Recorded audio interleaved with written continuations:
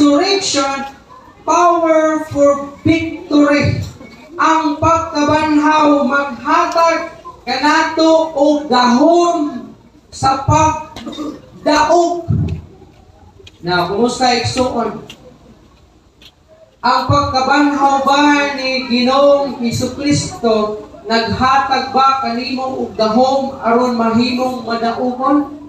Daghan nga mga Kristohanon nga nagtuo nga sila gipakamatyan yun ni Ginoong Hesukristo, pero ang ilang kinabuhi daw wala man sila'y kaiso, walay igo nga gahom para batukan ang bisan unsa nga nag-ulikon diha sa ilahang kinabuhi.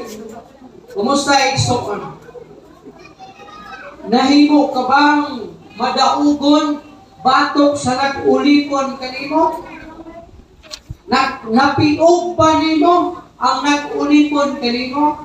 Na unsa kini nga gahom nga maghatag kanato kadaugan. Ingon pa, ang pagkabanhaw sa atong Ginoo Hesukristo maghatag kanato gahom sa pagdaog batok sa sala. Dili man gyud nato malimot o malilong na kita makasala man gyud. Na kita makahimo man gyud og sala, o bitaw ginabalik-balik nako ang kaluwasan dili nimo kini maangkon pinaagi sa imong mga maayong binuhatan. Kay musubot ka o sa dili makasala ka sa Ginoo. Kay kung ma-achieve nimo, maangkon nimo ang kaluwasan igsuon, atong tanan, pila ka maayong binuhatan ang gikinahanglan para maluwas ka. Kaduha, kaya ba nimo nga mahimong walay sala o dili makasala hangtod sa adlaw nga ikaw mamatay o hangtod sa adlaw nga mubalik ang Ginoo? Dili. Tungod kay matag karon unya pwede kitang masayop o makasala batok sa Ginoo. Pero ang nakanindot, ang pagkabanhaw ni Hesukristo maghatag kanato kadaugan batok sa sala. Kay ingon ang pulong sa Ginoo, ang bayad sa sala kamatayon. Apan ang dasa mao si Ginoong Hesukristo. Si Hesukristo mismo ang gikinahanglan aron batukan nato ang sala o pahimo kitang magmadaogon niini. Wala kung naa si Hesukristo sa iba kinabuhi kung tinuod ka ng Kristohanon, dili gyud mahimo nga imuha bitaw imuha na lang nga kanang paundayan ang imuhang pagkamakasasala tungod kay ipakamatyan ka naman ni Ginoong Hesukristo. Dili maayo nga pamalandungon na mayon ka bitaw na makasala gyapon ko kay tao man ko. Dapat batukan nimo pinagi kang Ginoong Hesukristo. Kay bisan si Paul, grasya gyud sa Ginoo. Ha? Walay makapiog kanato sa sala. Walay makapilde nato sa sala kung dili ka modangot sa Ginoo. Igsoon, dili ka makapiog sa sala. Tanawa si David. Tanawa si Haring David. Katong tawhana suod to siya sa Ginoo. Pero nakapiog ba sa sala? Sa diha nga miabot kaniya ang temptation. Wala siya makapiog sa sala. Nakasalagit sa batok sa Ginoo na iyang Dios. Kita usab dili makapiog sa sala. Ha? Ginahanglan nato ang grasya sa Ginoo. Sama kang Joseph. Ha? Nasa diha nga gitintal siya sa asawa ni Potiphar.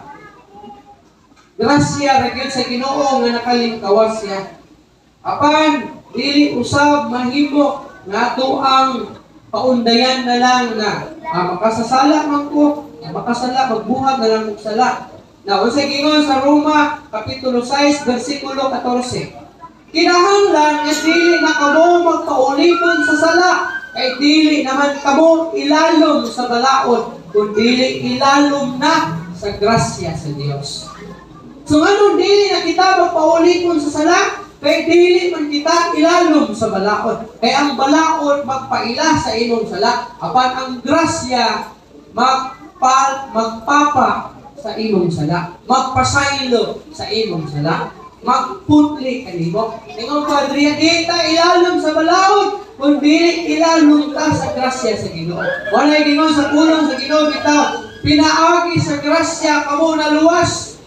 Tungod sa inyong pagtuo sa Ginoo, dili kini inyong buhat, kay aron walay makapasikargo nga kini. Walay suod kung nagmadaogon ka man batok sa sala, ayaw na ipasigarbo, kay grasya ka na sa Ginoo nga ikaw nahimong madaogon.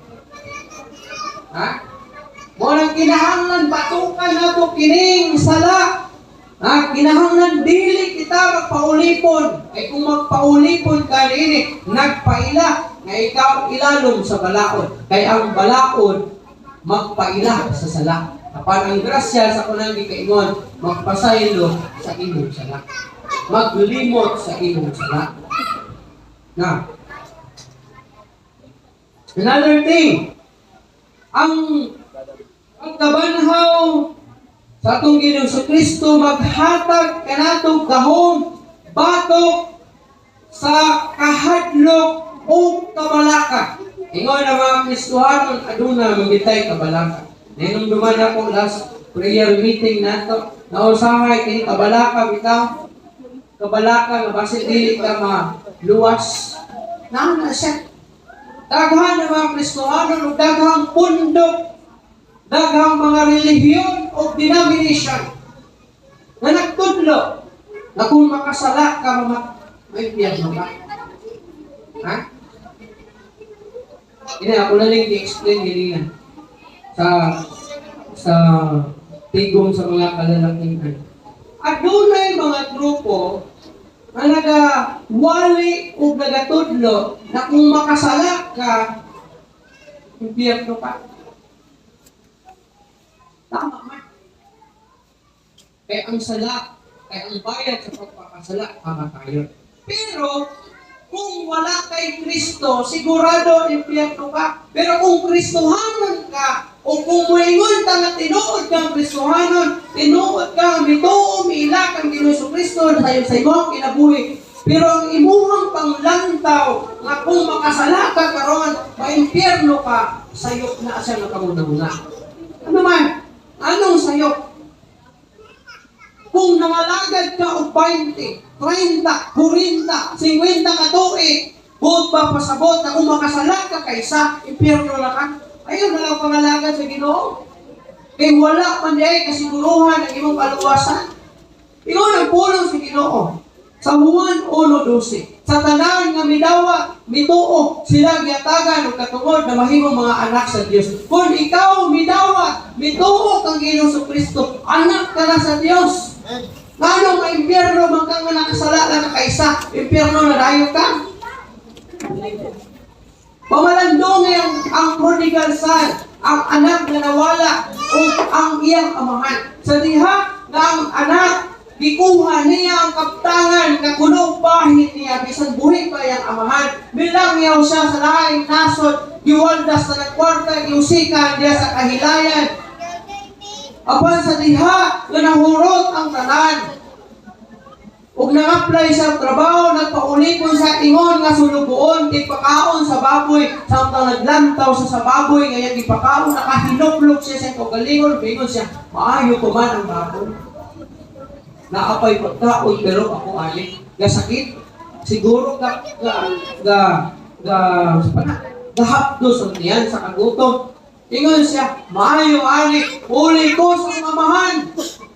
O mga pasaylo, bingon ko kaniya, amahan ko, pasaylo ako, pwede ba, ibuon ko, ni mong sulubuon, pahalag pinakaubos ni mong sulubuon. Diha, itindog siya, umipauli, salak doon ang pagka-istorya, Usa ni tabo sa kinabuhi. Ang iyang gilantaw nga himuon siyang ulipon. Gipapistahan siya siyang amahan, nagpakumbira, kaya niyang anak na nawala, nahibalik na. Pamalandong eh. Ang maong nawala niyang anak, nahimo bang nakasala, biribilde kaniya, pero iya bang gisalikway, iya bang giingnan niya pahawa dariya, ano mo balik mga kadriya, nagdili na mga ako ang anak, wala. Iya kining gidawat, gipasaylo, o gipakumbirahan, kay nawala, ani ato, nahibalik. Inana nga to ang kaluwasan niya sa Ginoo. Sa diha nga gihimo ka na, giisip kang anak sa Ginoo. Iya ka bang isalikway sa diha nga nakasalakaw, mingon sa imo nga pahawa na. Kay dili na ti ka anak, kay nakasala ka batok anak. Ang imong anak sa diha nga makasala sa imo nga. Sa mga kinikanan dali ka. Di sa pag-unsa ka dako nga sala nga mahimo ng imong anak sa imo nga. Dili kaniya ilhon, nga dili kaniya anak. Mahimong masuko siya nimo, mangluod siya nimo, kay badlungon ka, kay buluyagon ka, kay nakahimo kag sala. Pero ang kamatuoran, dili nimo mawala o dili niya mali mawala nga anak niya ka. O anak ka niya. Unsay may tabo sa Kristohanon nga siya makasala. Ha? Impyerno ba diretso? Kay Mone akong nabantayan. Sa una pang panahon, daghang mga kasimbahanan, daghang mga Kristohanon akong nahibaluan, na kung makasala sila, impyerno sila. Which is, sa diha nga na master ko, dili man ang mao diyan. Ha? Unsay may tabo sa anak ni mo nga makasala. Kung saan di ba? Di mo nga natuson. Pero dili, di mo ingnon nga dili natin ka anak. Natuson, munalan, kasabaan, kastiguhon. Aki o pahinumdom nga siya nakahimo o sala. The same po na diya sa Ginoo. Na kung makasala ka sa Ginoo, dili kanya idiretso dito sa impyerno kay anak maganya. Unsa yung buhaton sa imo? Kastiguhon kaniya, latuson kaniya, maubitaw sulayan ka, maubitaw nga iyaha kang tagaan o balatian, maubitaw nga lisod-lisuron ng imong kinabuhi, maubitaw nga wat-an kang trabaho. Kung kanang nga tagaan pagsulay imong relasyon nimo, imong pamilya sulayan, usa ka na kapasidaan nga ikaw napasala batok sa Ginoo. Si David, sa diha nga nakasala si David, ingnan ba sa Ginoo nga, dili natika pinili nga akong king. Pero nga ingnan ba sa Ginoo, umingon pa ng Bible, nga si David, suod sa kasing-kasing sa Ginoo. Nakasala man siya. Anong nasuod ba siya sa kasing-kasing sa Ginoo?